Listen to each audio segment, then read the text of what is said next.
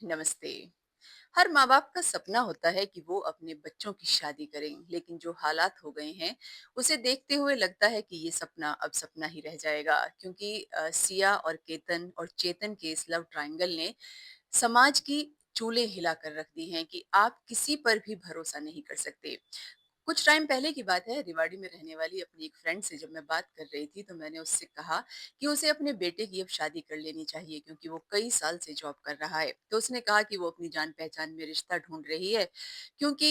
शादी ना हो चल जाएगा लेकिन उसका ज़िंदा रहना ज़रूरी है। तब इस बात को करके हम बहुत ज़्यादा हँसे थे क्योंकि तब सोनम रघुवंशी और राजा रघुवंशी वाला केस चल रहा था कि ये मज़ाक की बात है। लेकिन अब ये बात सच है कि या तो आप शादी कर लीजिए या फिर आप ज़िंदा रह लीजिए।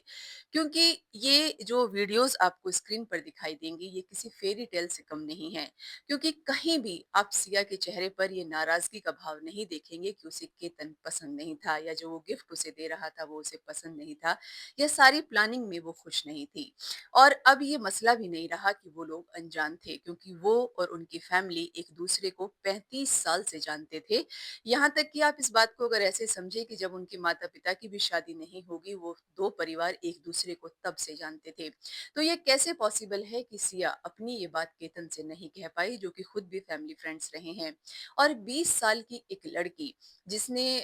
ये प्लानिंग करी कि वो किसी को मार दे, एक बार नहीं दो बार नहीं, उसके पास बैकअप प्लान भी था कि वो किस तरह से अगर अब भी लोहागढ़ फोर्ट से बच जाए तो कैसे वो उसका एक्सीडेंट करा देगी चेतन के साथ मिलकर। तो ये एक कोल्ड ब्लडेड मर्डर है। लेकिन ये सिर्फ केतन का खून नहीं है, ये खून है उन संस्थाओं का या उस संस्था का जो हमारे समाज में भारत में सबसे पवित्र है, शादी, जो हमारे मूल्यों में सबसे ऊपर है और जो हमें पूरे वर्ल्ड से अलग करती है कि हम 7 जन्मों का बंधन मानते हैं। अदरवाइज हम में, यूरोप में और वेस्ट में कोई अंतर नहीं रहेगा क्योंकि समाज की जड़ें खोखली हो जाएंगी कि आप जिसे चाहें उसे मार दें। हर आदमी के जीवन की वैल्यू है कि वो किसके साथ रहता है, किसे पसंद करता है, किसे प्यार करे। लेकिन ये हक किसी को भी नहीं है कि आप इसके लिए किसी दूसरे इंसान का खून कर दें क्योंकि वो आपके साथ कभी भी कहीं भी जबरदस्ती करता दिखाई नहीं दे रहा है। अगर आप भी मानते हैं तो कि ये रिश्तों का खून है, हमारी परंपराओं का खून है, तो प्लीज कमेंट जरूर करें और ऐसी ही वीडियोस के लिए हमारे साथ बने रहिए, सेफ रहिए। Thank you.